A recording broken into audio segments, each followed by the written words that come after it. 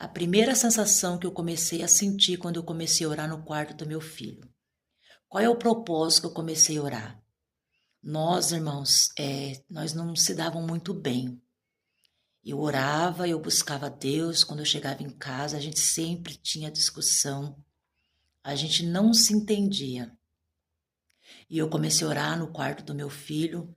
Quando eu comecei a orar, quando eu entrava assim, nesse propósito de orar, de expulsar o que estava ali atrapalhando o nosso relacionamento, eu comecei a me congelar.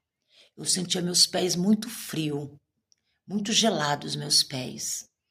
E quando eu começava a citar a palavra de expulsar as coisas que estavam ali contrariando a vida dele usando a vida dele para me contrariar, eu sentia muitos arrepios.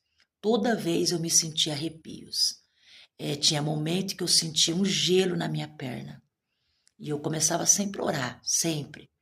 E cada vez assim a gente não entendia, a gente não compreendia, e eu fazia campanha, e eu ia para a igreja, eu vou para a igreja, eu vou para a consagração.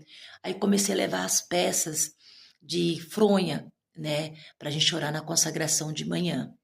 E aí eu levava, aí quando chegava na sexta-feira, no sábado eu trocava os lençóis da cama, né, colocava as fronhas, e eu orava, às vezes eu passava óleo ungido, mas eu sempre sentia.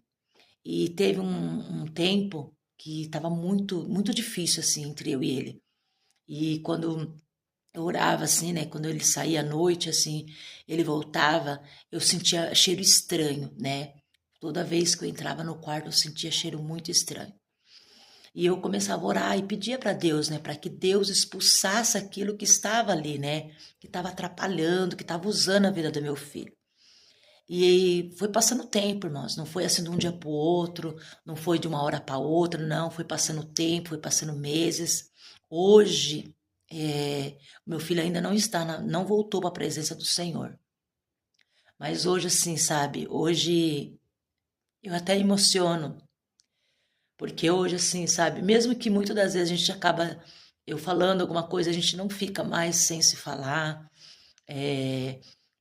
Meu filho até perdeu, sabe? Ele vivia com a porta do quarto dele trancada. Hoje ele não tranca mais o quarto, né? Ele só fecha assim, mas você pode entrar a hora que você quiser. Eu pude ver a mão de Deus. Então, o que que eu te dou esse conselho para vocês? Ore, não pare de orar, porque vai chegar o tempo que Deus vai fazer a obra.